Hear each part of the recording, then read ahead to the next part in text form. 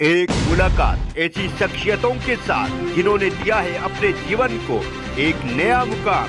रूबरू कराएंगे ऐसी कुछ हस्तियों के साथ एक खास शख्सियत के साथ मुलाकात जयदेव पटेल के साथ नंबर 1 इंडिया न्यूज पर। नमस्कार व्यूअर्स, मैं जयदेव पटेल और आप देख रहे हैं नंबर 1 इंडिया न्यूज। आपका एक बार फिर स्वागत है एक खास शख्सियत के साथ मुलाकात प्रोग्राम में। आज हम बात करेंगे हरियाणा और जम्मू कश्मीर विधानसभा चुनाव अब संपन्न हो गए और अब अगर नतीजों का जो इंतजार है 8 अक्टूबर का सभी राजनीतिक दलों को, और इसी के साथ तमाम जो सर्वे एजेंसियां हैं उन्होंने अपने अपने एग्जिट पोल जारी कर दिए हैं। और ऐसे में इस बार किस पार्टी को बहुमत हाथ लगी और किसको निराशा हाथ लगी एग्जिट पोल के मुताबिक, इन्हें तामुद्र बातचीत के लिए हमारे साथ खास हमारा सी वोटर टीम के एडिटर खालिद अख्तर जी, आपका बहुत बहुत स्वागत आज हमारे प्रोग्राम में। धन्यवाद जयदेव जी। खालिद अख्तर जी, आपसे हमारा पहला सवाल है कि सी वोटर ने जो सर्वे किया है, जो एग्जिट पोल जो डिक्लेयर किए हैं, जो आंकड़े सामने आए हैं, उसके अनुसार जम्मू कश्मीर और हरियाणा विधानसभा चुनाव में किसको बहुमत मिलने जा रहा है आने वाले नतीजों में? देखिए, हमारे हिसाब से दोनों ही जगह हरियाणा में तो क्योंकि कांग्रेस का किसी से अलायंस नहीं था, तो हरियाणा में कांग्रेस अपनी दम पे जो है सरकार बनाती हुई दिख रही है। और कश्मीर में उनका अलायंस नेशनल कॉन्फ्रेंस के साथ था, तो कश्मीर में नेशनल कॉन्फ्रेंस के साथ जो है नेशनल कॉन्फ्रेंस और कांग्रेस का अलायंस जो है वहां पे मेजोरिटी पाता हुआ दिख रहा है इस इलेक्शन से। जी जयदेव। खालिद अख्तर जी, अगर हम बात करते हैं हरियाणा विधानसभा चुनाव की, तो हरियाणा विधानसभा चुनाव में एग्जिट पोल जो बीजेपी के फेवर में नहीं आना, क्या ये हरियाणा सरकार के 10 साल का एक एंटी इनकम्बेंसी फैक्टर का कहीं काम कर गया, या फिर जो जवानों का, किसानों का और पहलवानों का जो मुद्दा था वो हावी रहा कहीं ना कहीं? देखिए, ये कॉम्बिनेशन ऑफ सेवरल फैक्टर जिसमें जो सारे आपने गिनाए ये सारे हैं। 10 साल की एंटी इनकम्बेंसी थी और बीजेपी भी समझ रही थी 10 साल की एंटी इनकम्बेंसी है, इसीलिए उन्होंने जो है साल भर से कम पहले ही जो है उन्होंने अपना चीफ मिनिस्टर को चेंज किया, मनोहर लाल खट्टर को हटा करके वो नायब सैनी को लेकर के आए, तो वो एंटी इनकम्बेंसी भी थी। और दूसरा जो है हमने देखा कि किसानों का मुद्दा वहां लगातार रहा और रेस्टलर्स का प्रोटेस्ट वहां पे रहा।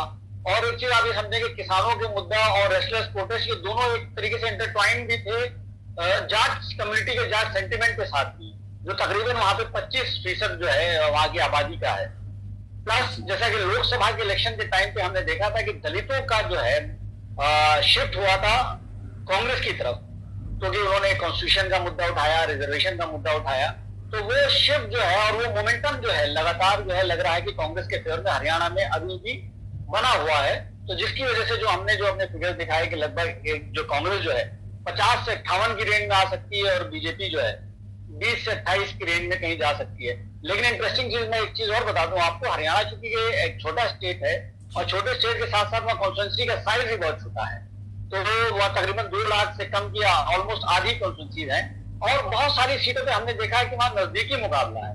तो नजदीकी मुकाबले में भी जब हम देखते हैं कि फिलहाल हमें किसका एज दिख रहा है कि जो बात करने पे लोगों से, तो ज्यादा सीटों पे तो एज दिखाई दिया है हमें कांग्रेस का ही, लेकिन साथ साथ मैं ये भी कहूंगा कि काफी सारी सीटों पे वहां नजदीकी मुकाबला भी।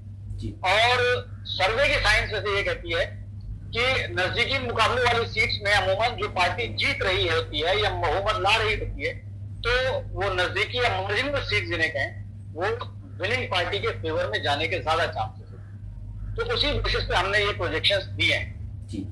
खालिद अख्तर जी, अगर हम बात करते हैं जम्मू कश्मीर विधानसभा चुनाव की, तो वहां पर जो एग्जिट पोल्स के जो कहीं न कहीं अभी तक के जो आंकड़े सामने आए हैं, सी वोटर के हो या तमाम सर्वे एजेंसियों के, उसमें कहीं कांग्रेस और नेशनल कॉन्फ्रेंस का जो गठबंधन है उसको जीत मिल रही है, तो मैं उसके अगेंस्ट में बीजेपी को हार का सामना कहीं के दिखाई दे रहा है इस समय जो एग्जिट पोल से उसके मुताबिक कहीं ना कहीं। तो वहां पर कौन से मुद्दे हावी रहे हैं इस बार? देखिए, अब मैं बताऊं आपको कि बीजेपी पिछली बार जो है, जो लास्ट इलेक्शन से बीजेपी की आई थी तकरीबन 25 सीटें, ठीक है, तो हम 25 से कम नहीं दिखा रहे हैं। बीजेपी की लगभग उतनी ही आ रही है, थोड़ी सी हो सकता है एक दो बढ़े भी जाए। वहां जो मेन नुकसान हो रहा है वो, और जो वो नुकसान किसकी तरफ शिफ्ट हो रहा है, वो है पीडीपी का।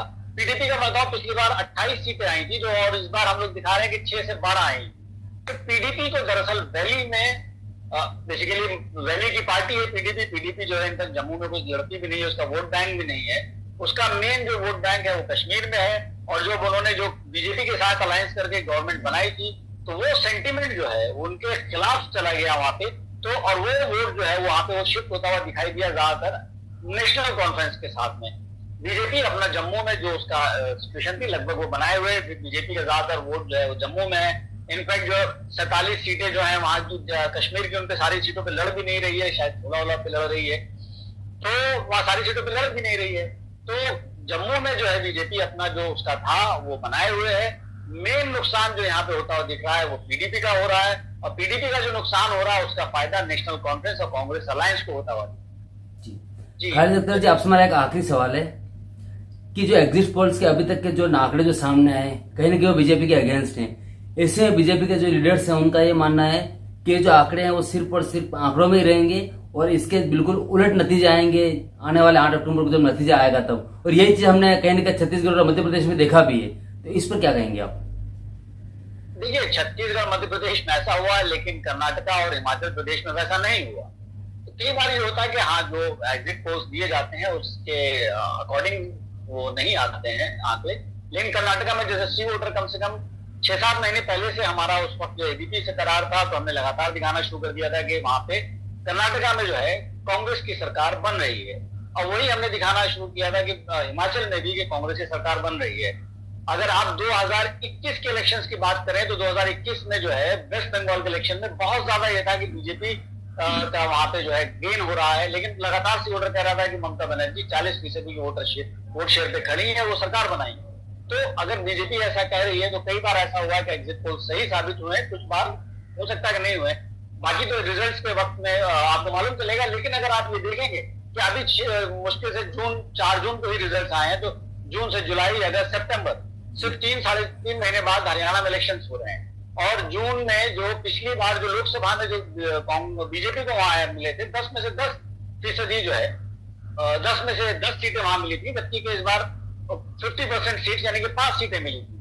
और असेंबली वाइज सेगमेंट पे भी हम रिफ्लेक्ट कर रहे थे।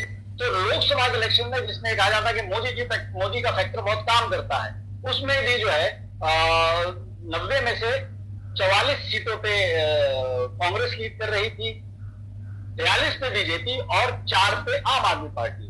तो ये जो हमारी जो फाइंडिंग्स है, जो अभी लोकसभा के जो नतीजे आए हैं, उससे कोई डिफरेंट नहीं है।